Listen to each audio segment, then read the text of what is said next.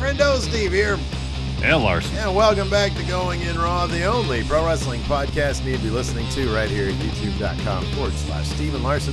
Available wherever podcasts can be found, and of course taped live at the Twitch, twitch.tv/Steve and Larson. Typically we don't do Thursday episodes. We do Smash Zone later on, which we're not doing tonight because we got so much going on. But today, it was just sort of jam-packed with news. Really was. Woke up to find out that NXT Europe is going to be a thing, so we're going to talk about that. And, Larson, we had a lot of questions last night about... I think we had some questions, too.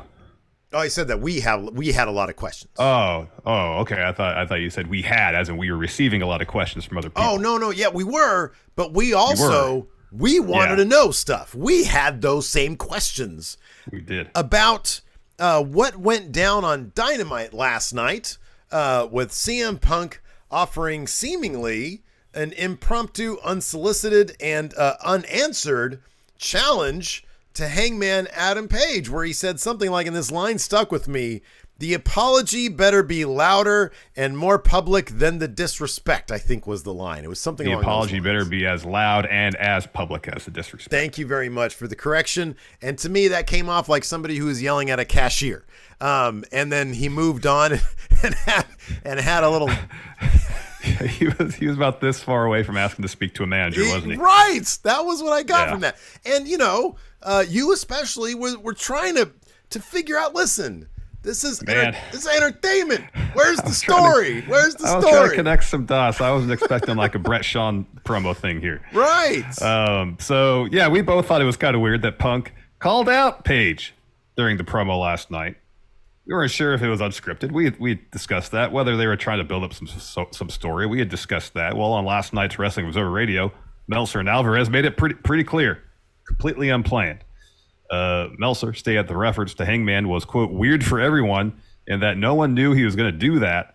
And he added that, quote, there's a lot of reality to some of the beef that Punk and Page brought up in their promos leading up to Double or Nothing. Brian Alvarez added, quote, whatever they are going to do next week with the title match, Punk's promo has absolutely zilch to do with whatever they are doing at the pay-per-view.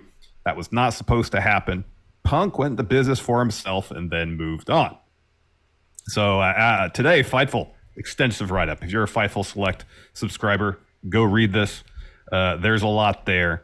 They confirmed Wrestling Observer's report that Punk's comments were unplanned and went into great detail about how strained relationship is between Punk and Hangman Adam Page. The root of it all seems to stem from the two not seeing, quote, eye to eye on some promo material that emerged on an episode of Dynamite that built their match. Seemingly, Punk had an issue with Page's promo on May 4th, so it was just Page and a promo. Apparently, Punk wasn't even there. And Punk thought that Page, quote, alluded to Punk's issues with Colt Cabana in that promo. So let's pause here, because you and I both this morning before we went live. I watched all of it. I watched all the entire Page thing. Right. I watched all. There's 3 segments they did together. Okay. I watched them all. I watched 2 of them. I watched the May 4th one, and then I watched the face-to-face. Those are the ones that I watched. And the May 4th one, and I remember at the time, and again, I love you giving benefit of the doubt to like the story that we're looking for. We're looking for a story here. Yeah. That your contention was Page is wilting as champion under the pressure, right? And Punk comes in there and he's, the shiny new toy, and he's the guy who's got the crowd behind him, and he's unnerving Page. And I was trying to find it as well. I was a little bit more, pessimistic that that's really what was being told here. But maybe they were going for it. And the freedom that Tony Khan gives his wrestlers, maybe it just isn't being executed or translating as much as I would need as a dullard, right? As somebody who needs everything spelled out for them. I don't deal with subtleties here. You need Sammy Guevara out there with the sign saying exactly what's going on. Yes, That's please, what you're saying. Please, yes. No. Look, I like to think that I can read some subtext here and there. Yes, you most certainly can. And so, but I love the drama, and I love really well executed drama. So when it doesn't come off, when it doesn't translate as that, I'm like, okay, what's actually going on here? It was still kind of confusing me, the whole entire thing of Page coming out and saying, on May 4th, I'm going to destroy Punk. I'm going to embarrass Punk. See, the thing that connected everything for me with that promo is when he left the ring and did that heavy sigh. Yeah. I have to steel myself, motivate myself to deliver this message, and I'm not entirely 100% sure about. Yeah. Because this is what I think I have to do to take on CM Punk. And it seems like that might have been the case, except more with the actual human being of Hangman Page, not the character of Hangman Page. Maybe, perhaps, because there seems to be some disconnect there. But watching this, the specific thing about here, Punk thinking that Page had alluded to Punk's issues with Colt Cabana, maybe there's some language in there that is only between them. That maybe, obviously, Page on screen as a member of the Dark Order, it would not be difficult to put it together that maybe he's grown close in reality with some of those guys, including Colt Cabana, who's a member of the Dark Order. And maybe there's some coded language in there is the only thing I can suss out because I couldn't hear anything else. Nothing. The worst thing, the most kind of biting thing that Page says is their match is not going to be a masturbatory Bret Hart tribute. That is like the most biting thing that he says, which in the world of shoot-style wrestling promos doesn't really seem that bad to me.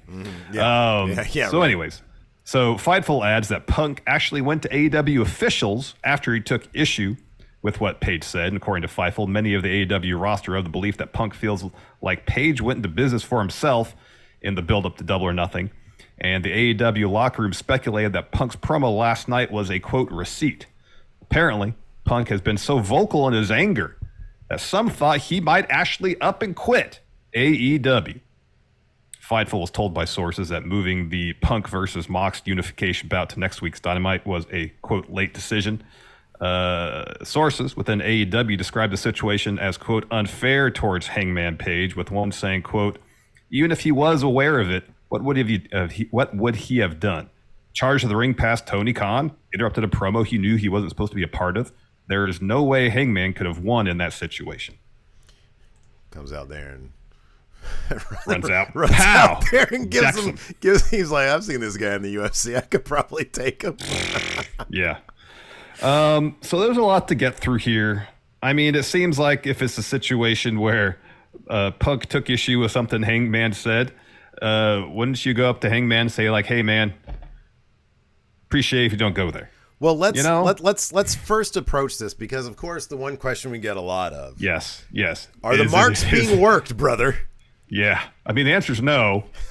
If this was a work, you'd think the promos leading up to Double or Nothing would have been more cohesive. Because one thing, in light of all of this, you watch Punk respond to whatever Page says in the build to Double or Nothing, and he seems earnest when he says, you seem to have a lot of anger, and I'm confused by it.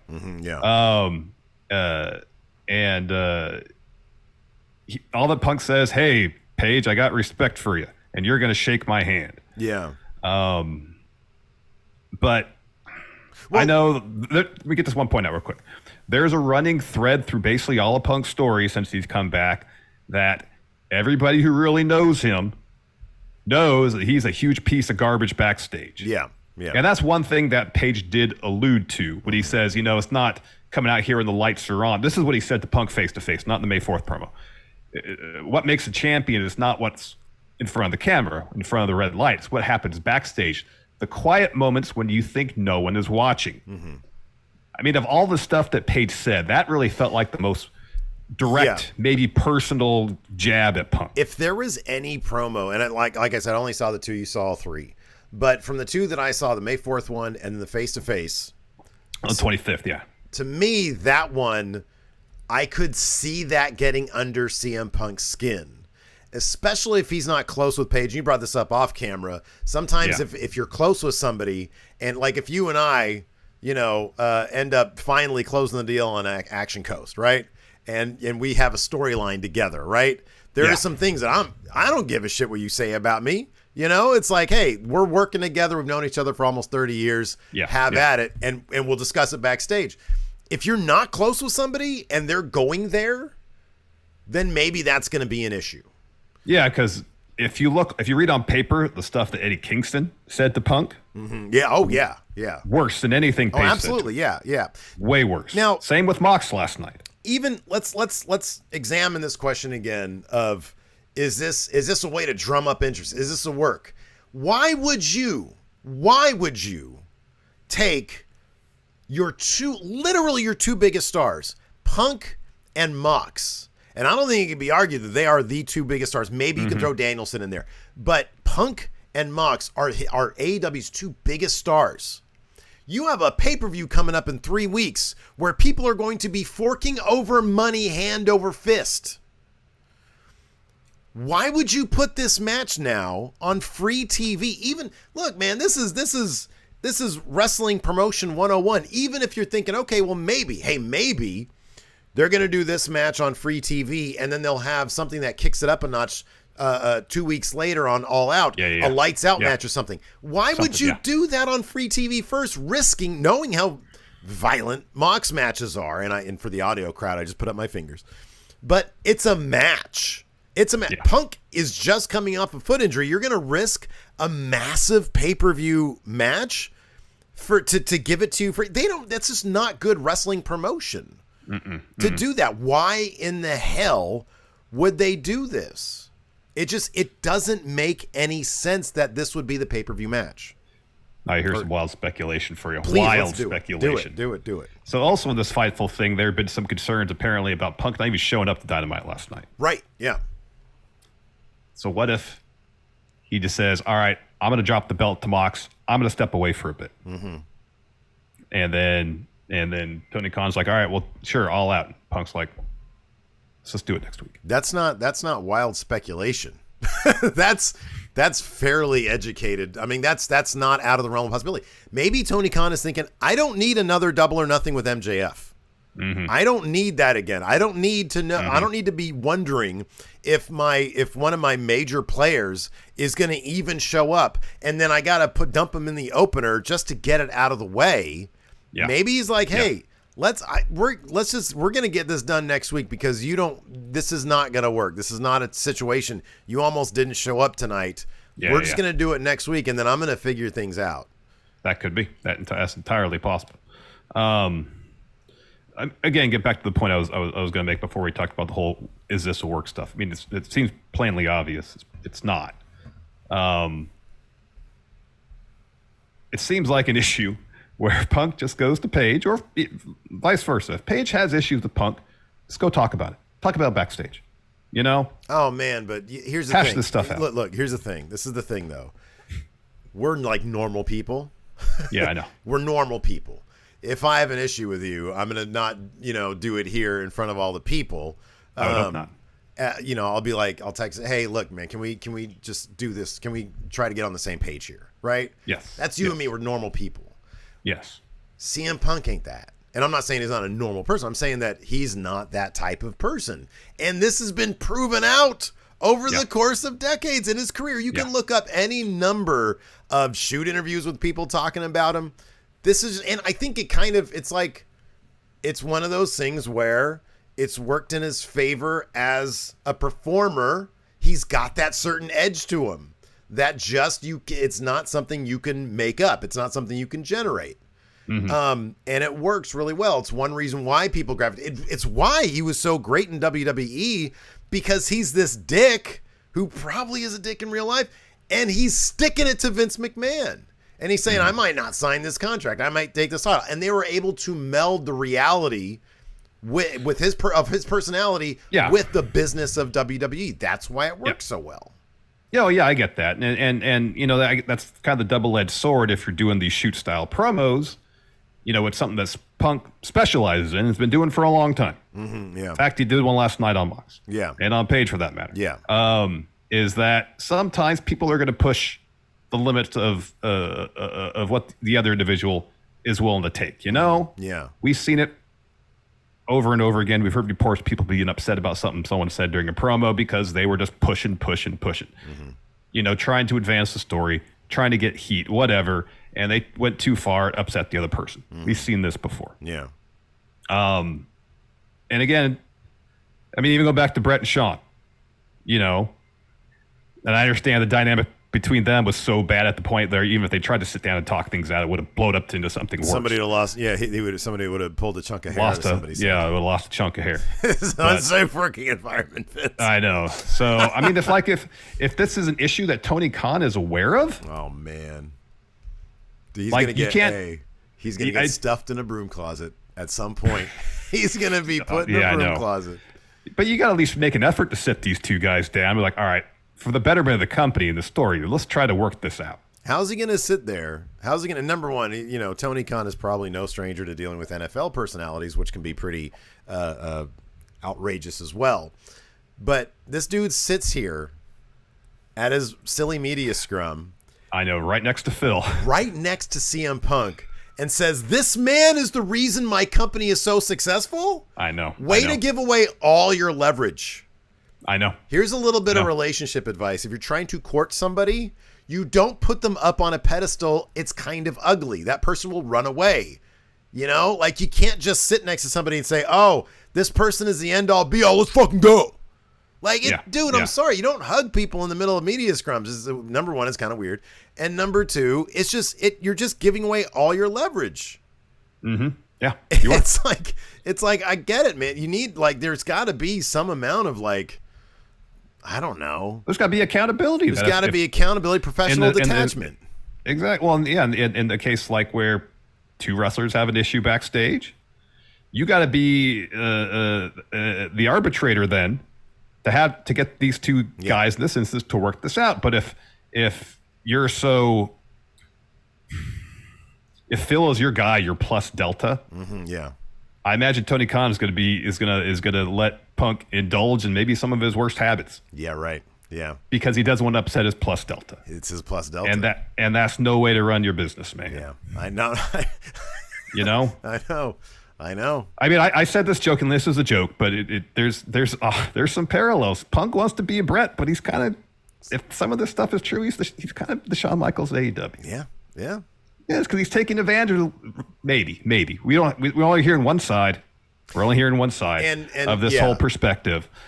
But if it's a situation where he knows he's got a lot of latitude because Tony Khan really likes him, he's going to take advantage of it. If what we're getting from this Fightful report from Meltzer is true, then what we're saying is absolutely apropos. Again, we're getting one side of it from several sources. Absolutely. And I don't believe I saw, I don't know, somebody on Twitter said something like, oh, Punk's a heel now, and he's obviously feeding these stories to drum up interest. I'm like, so like, because here's the thing about Fightful, and y'all can have your opinions on Fightful. Sean knows the stuff. I don't think he's got one person in AEW. I think he's got half the damn company. I honestly believe that because he's been proven right so many times. Yep. And if there's one thing that Dave Meltzer knows, it's what's going on at AEW also. Yep. Because the Young Bucks named and moved after him. I mean, come on. Yeah. Like, this stuff is... Kenny's been on the radio show countless times. Right, exactly. Dave says he talks to Cody, Right, exactly. So... he's got to get that sloppy shop in order if this is what's actually going on there. So yeah, man, it's a shame to see it go down like this because Punk had generated so much interest. Yeah. And if he is if his worst tendencies are being enabled here because he's been dubbed the plus Delta, it's an ugly. Incidentally, by the way, I just want to throw this out there. One person that I've always, in private with some conversation with people, and publicly I've always heard is a really awesome person backstage? Mox. Mm-hmm. Mox. Yeah. I'm a Mox. I mean, I've heard nothing but good things about Hangman Page too. Oh, absolutely, yeah. He's like a darling. Just a really upstanding dude. Let's take a quick break here and get a word from our sponsor, Liquid IV. We've mentioned this a lot. Steve and I been playing basketball every week. Yep. And we've both been using Liquid IV to keep ourselves hydrated, especially during these hot summer months. I think they said there's going to be like 6 days in a row at triple digits, Larson. Ugh. It's awful, and it's really easy to get dehydrated out there when it's been so hot. And if I get dehydrated, I get a dehydration headache. And if I get one of those, my day is completely shot. I cannot be productive at all. I just end up laying in bed staring at the ceiling. Yeah, you've told me about these dehydration headaches. Steve, as you know, when we're out in the court trying to ball each other up, I sweat a lot. So staying hydrated is crucial to me. Playing some lockdown D, hitting some three-pointers, which is why Liquid IV has become a huge part of my weekly basketball routine. Since I've been using Liquid IV during and then after our games, I've noticed that my energy levels have been better while playing, and I don't feel as sore when we're done. Same here, man. And Liquid IV is super easy to use. I just put 1 stick of Liquid IV in 16 ounces of water, and then bang, I'm good to go. Liquid IV contains 5 essential vitamins, B3, B5, B6, B12, and vitamin C, and it has 3 times the electrolytes of traditional sports drinks, which means it hydrates you 2 times faster and more efficiently than water alone. You also get a choice of 10 flavors, including Concord Grape, Lemon Lime, Pina Colada, and my own personal favorite, Tropical Punch. Yeah, I've literally gone through an entire pack of lemon ginger over the last few weeks. I'm all out. I need to get more. In fact, both my wife and I have been using Liquid IV when we're exercising, or we just know we're going to be out in the sun for a while. It's become such a huge part of our routine. I had to order 3 more packs just to get us through the rest of this month. I have to go order more lemon ginger. Maybe I'll do that when we're done. So grab your Liquid IV in bulk nationwide at Costco, or you can get 25% off when you go to liquidiv.com and use code RAW at checkout. That's 25% off anything you order when you shop Better Hydration today using promo code RAW at liquidiv.com.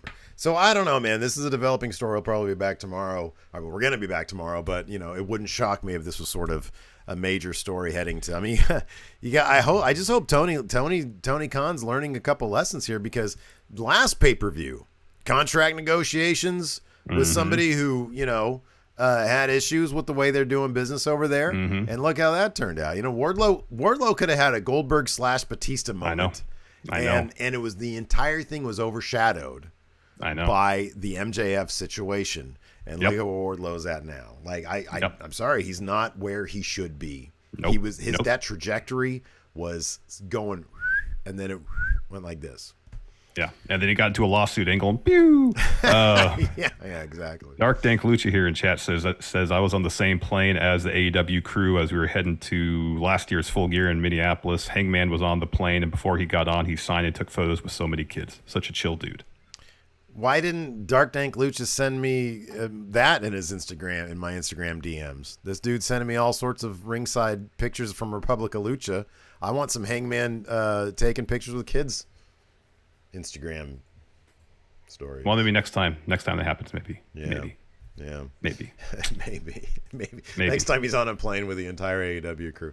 There we go. So, Larson, pivoting here now, one of our favorite brands over the past year or so has been NXT UK. We love it. We love NXT UK. The stories, the wrestling. It's the perfect hour of wrestling television.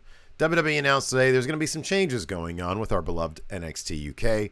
The show is set to go on. Our love for NXT UK, by the way, the reputation is so strong that even Luke over there at Wrestle Talk referenced it the other day when discussing NXT UK. Referred to us as the last 2 people watching the show. Anyways, it's a fun show. Might be my favorite week-to-week WWE product. I love Luke. I love Luke too. He says that. The story here continues. The show is set to go on hiatus and to be relaunched as NXT Europe. WWE also announced that prior to the relaunch, we're going to get another edition of Worlds Collide set for September 4th, which is also, isn't that the same day as All Out? All Out. Oh, wow. It also appears, sadly, that several NXT UK superstars were released today. PW Insider is reporting that Amel, Mark Andrews, Danny Luna, Dave Mastiff, Primate, Millie McKenzie, Wild Boar, Flash Morgan Webster, Nina Samuels, Jack Stars, Ashton Smith, Kenny Williams, Rohan Raja, and Shaw Samuels were all let go by the company. And it looks like Sam Gradwell had tweeted something along those same lines, that he had been released as well. Pete Dunne earlier today was retweeting all these. That's a lot of people, and a lot of really great talent. That's a lot of depth on the roster, especially people. There's names like Mark Andrews, Dave Mastiff, who've kind of been there since the beginning of the NXT UK TV show. In Mark Andrews' case, he was there from the very beginning, the very first tournament. Yeah. And I know Mark Andrews, like a former tag champ. Lately, they haven't really done much with them. Same with Dave Mastiff. He was in a tag team with Jack Stars, also released. I don't like seeing anybody lose their job. Yeah. But when there's a situation where the company seemingly isn't doing anything with them. Yeah. I guess it's understandable from the corporate side why they'd be like, all right, let's let this person go, see what they can do. Also, if you're in under contract with the company and they ain't really doing anything with you, there might be some upside. Being like, all right, I'm gonna go and explore options elsewhere now. Seeing names like Shaw Samuels, Ashton Smith, Nina Samuels, Millie McKenzie, people who hadn't been there very long or who were actively involved, Rohan Rajat as well. Yeah. Those names are really surprising. Shaw Samuels is on TV basically every week. Dude, he's like he's like part of the glue of the fucking brand, the East End bookie, yeah. Nina Samuels is on a lot. Rohan Raja was a member of De Familia. So FTW Assassin here says the way Meltzer made it sound was they were given an option to go to Orlando or get released. Yeah, but for everybody there, that'd be kind of surprising. Yeah. So again, I don't want. It's a bummer to see people lose their jobs, and hopefully everybody here will land on their feet and do on to bigger and better things. But it's strange. Like Kenny Williams has his tournament match today. Yeah, the title tournament match, and Shaw is like in the middle of a story. Yeah. And Ashton Smith would probably still be tag champion if he hadn't gotten injured. Yeah, I know. It's it's an absolute, it's a drag. It really is. And I say that in the most heartfelt way. This is a bummer for people who've lost a job. It really is. They are being released into a wrestling world that there are a lot of options out there. So that's on the upside, but regardless, it's sad to see people lose their jobs. It does look like Triple H is back on his global localization kick. If NXT Europe ends up being a success, we might expect to see this happen. It's kind of interesting because you think, look, this isn't just going to be Triple H. This is going to be a Nick Khan, Stephanie McMahon decision as well. And so it's kind of interesting that something that apparently was shelved was effectively terminated. The idea that, hey, we're going to start expanding into other territories, that seemed to have been shelved, and now that seems to be back. Maybe. I mean, NXT UK for quite a while had been kind of misnamed because they had talent not just from all over Europe, but from all over the globe. Yeah, they were pulling. Just in Europe, we either currently or formerly in NXT UK had wrestlers from Spain, from Germany, from Italy, Japan. From Ireland, Japan. Yeah. So I mean, and I think you said this before we started, that maybe rather than just put a new logo on it and a new name, but more or less have it be the same thing, they kind of want to start from the ground up. Yeah, I don't know. NXT International, do that. Because I see what you're saying. Like it extends past Europe as well. Yeah. So yeah, we'll see. We'll see how that works out. But yeah, a lot of great talent here. But let's talk about this G1 action. We finally have the winner of the 2022 G1, and it is shockingly Kazuchika Okada. Never bet against Okada, I guess, huh? I think this is his fourth time. Yeah, he won it last year, so his second in a row, and then his fourth career G1 win. Yeah, so now he's faced Jay White at Wrestle Kingdom. They also announced last night Wrestle Kingdom 17, one day again. What? Oh, I didn't see that. Yeah, New Year's Dash coming back on the 5th, too. Wow. All right, that's cool. Okay. All right. Well, that's a big deal. They didn't have a big 2-day story to tell again. And that seemingly preclude them from doing a Forbidden Door 2 in coordination with Wrestle Kingdom. Yeah.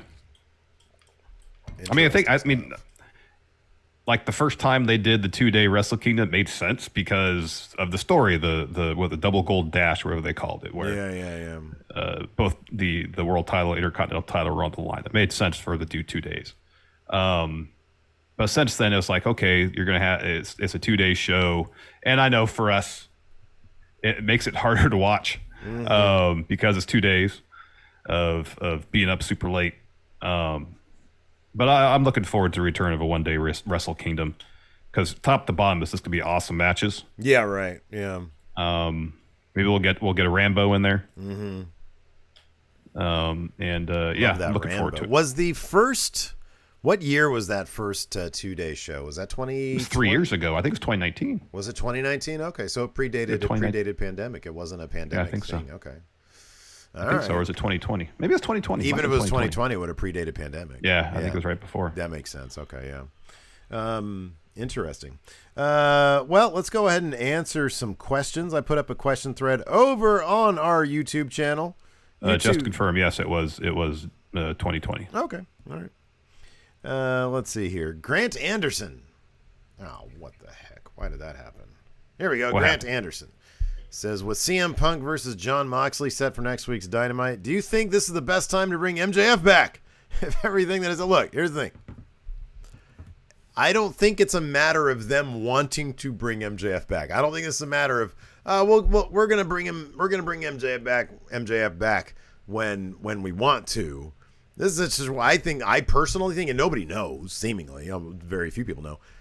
This is a situation where when MJF and AEW figure out how to get on the same page, then he'll come back if that happens. I don't think this is is it a situation where can Tony Khan call up MJF and say, hey, I'm going to give you $2 million a year and you're still a free agent in 2 years? Could he do that? Sure. I don't think he wants to do that.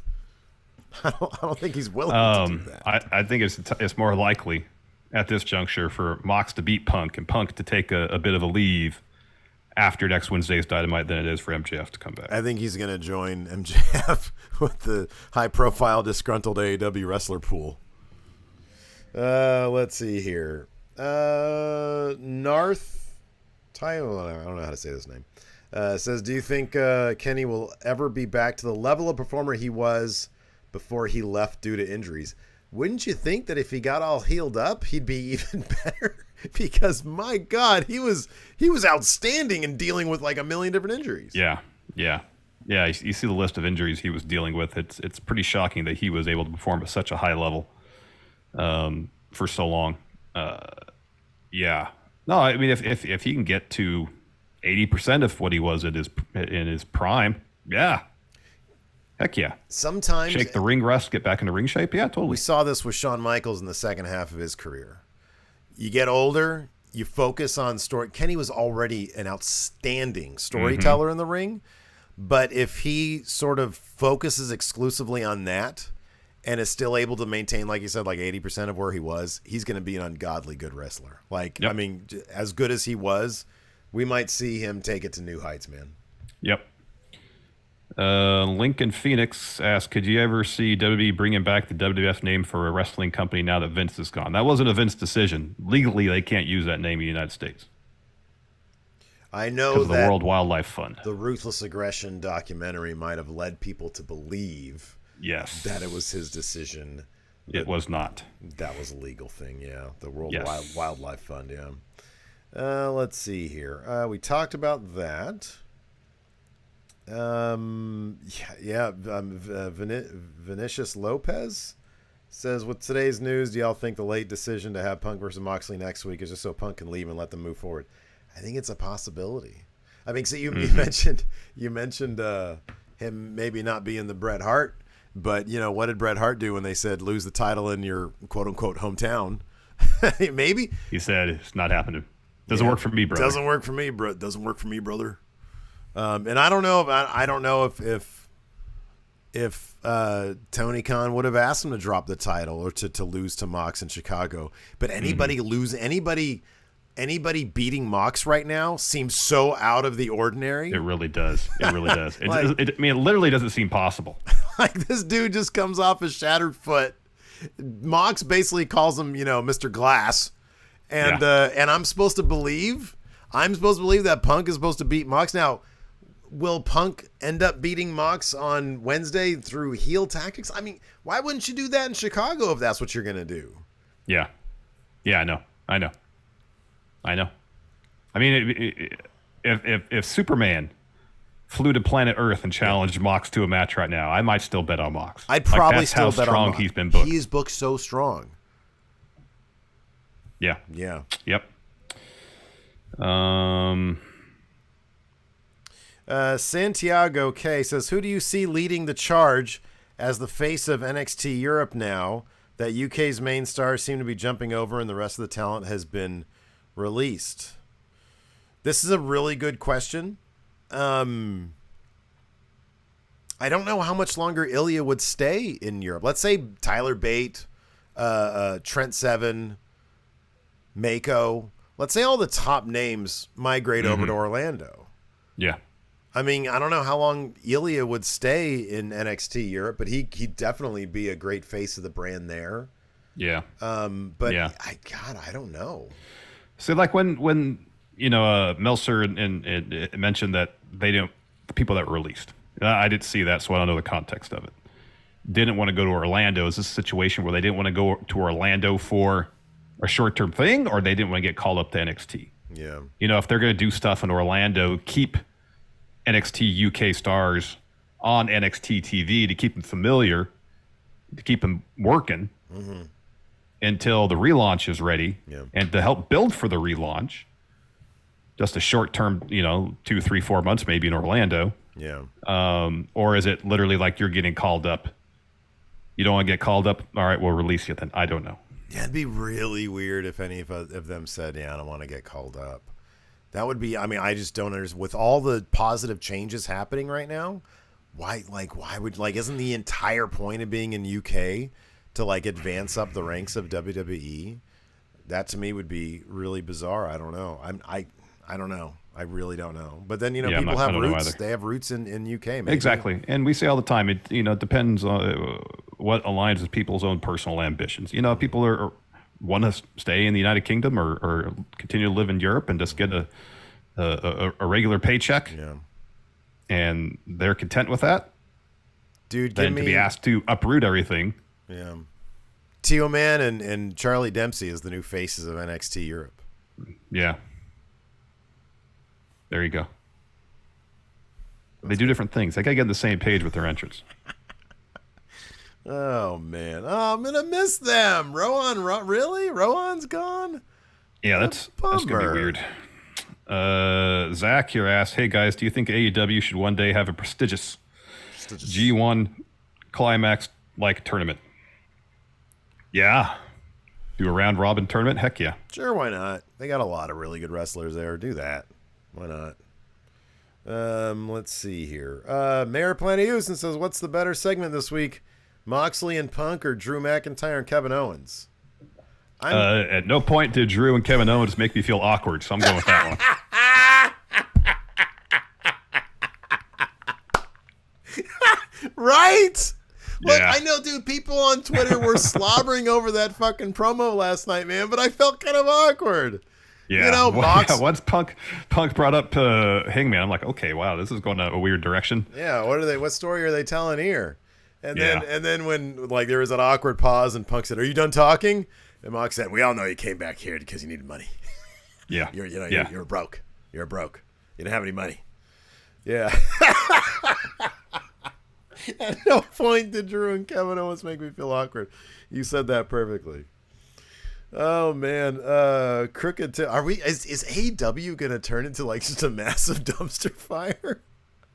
There's so much great talent there, and they put on such phenomenal matches. That Danielson Garcia match was phenomenal last night. Absolutely phenomenal. But is it gonna get really fucking weird over at AEW? Yeah, I don't know. I don't know. Oh man, I don't know. I don't know either. Fightful has a quick kind of thing here, an addendum, if you will, of their report. And I'll read this here just because I think it's important to state it. This is what Fightful Select just updated. It said, any aggregations stating that Punk threatened to quit do not reflect our report. Any saying that Punk threatened to not show up because of the months-old issues do not reflect our report. We don't have that information or know definitively what led to it. And hopefully, I tried to be clear to say, when I write notes, that people thought backstage that he was so mad he might quit, or people thought he might not show up. Yeah. Not that he actually threatened to. So if we were not clear with that, our apologies. That's one reason I wanted to read that from Fightful Select, because we try to get it right, and we want to get it right. Yeah. We don't want to misrepresent Fightful's reporting by any stretch of the imagination. Yeah, I kind of feel like that's absolutely. It's great to say. There's a lot of times people put those headlines out that it's like, okay, come on, man. That's not what Fightful said. What are you doing? Mm-hmm. Oh, man. Let's see here. Crooked Tooth says, are the trios titles going to be treated better than the tag titles? I mean, the tag titles were treated pretty good until I don't know, recently. You know, it does sort of become everything has the potential to be a shiny new toy. You know, it's like you got the women's title and you got the TBS title, and Jade Cargill, I don't know. I know she's sort of presented as like $1 million, but it's like she's often relegated to like Rampage. And it's like, I don't know when the last time last week. Was Jade Cargill on Dynamite last week? I don't recall. Okay. Sorry, I don't mean to put you on the spot. I mean, you could have asked me if she was on Dynamite last night. I probably would have forgotten too. So that's just no, me. I have a bad that's memory. One thing I won't forget is that they had like a cold Tony Storm, Kylan King match without any build or anything else as their sole women's division segment last night. But I feel like in the short term, yes, I think the trios titles might be treated better than the tag titles. Because the tag titles right now should be Swerve and Our Glory should be in a cool feud with FTR. But instead they're mixing up with the number 5 ranked tag team Private Party. Well, FTR's been the number 1 ranked team for like, I don't know, 7 months or something like that. Yeah, right. I'm pulling a number out, but it's been a long time. Yeah. They haven't had a title shot yet. So it's like, for now, because it's going to be Kenny and the Bucks, or Cole and Redragon, or whoever it's going to be. That's going to be the shiny new toy for now. And then maybe he'll circle back around to the tag titles, and that'll be the shiny new toy then. Mm-hmm. That's just sort of the way he goes.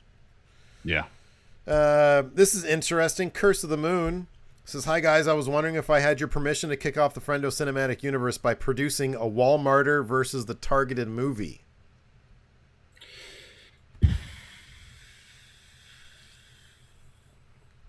Do we get like points on this or something? Yeah, I mean, I feel like that's something that could be discussed. Well, I think he needs our answer now. Well, I'm not in a position to give an answer now. All right, fair enough. Other than that's something that could be discussed. Stay away from our IP. How about this? How about this instead? You do like, like when the boys came out in comic book form, it was like, oh, what if Superman's a piece of shit, right? Yeah. How about you make this movie, but it's not the Walmarter and Targeted, but it's like Brand X versions of that. There you go. How about you do that? And then when we see that, it will either give you the green light to then do the official version, or... How about this? Yeah. All right, thank you, Heartman. Says Jade faced Madison Rain last week on Dynamite. I do remember that now. There you go. See, once I see it, it jogs the memory. That wasn't on Rampage? No, it was on Dynamite last week. Nice. Because Madison had a match on her first match on the previous Rampage. Oh, that I remember. Yeah, okay, now it's all starting to come back. Sometimes I just need something to kick me into gear, my memory into gear, and this all starts coming back. Oh, sure. So instead of the Targeted, Steve, what other national chain store would you want to take your name from?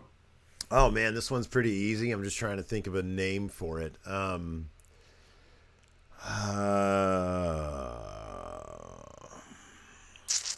Okay, so I'll collaborate now because I can't think of one. Give me like a character based off of Winco.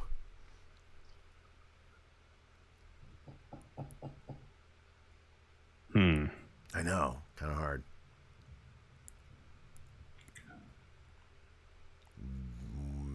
No, that's not good. Yeah, no, I don't get the win.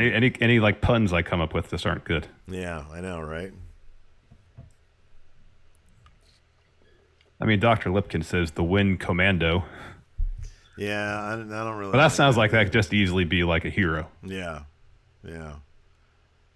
The Winco Warrior. Yeah, I don't like that either. I don't know. I appreciate the suggestions. Something I'll have to think about. Well, I wasn't that far off. Lenny Delgado here says FTR been ranked number 1 since April 6th. That's 4 months, 4.5 months. Oh my God. Shiny new toys, man. Shiny new toys. A reskinned Vince. It's a brand new adventure. Brand new adventure, yes. Tony Khan is a brand new adventure of Vince McMahon. Oh man. Anyways, I think that's going to do it for us today. Thanks everybody for hanging out with us. We appreciate it. No Smash Zone tonight because we're busy guys, but we're going to bring that back with a vengeance probably next week, I would imagine. Yeah. Anyways, thanks everybody for tuning in. Till next time, we'll talk to you later. Goodbye.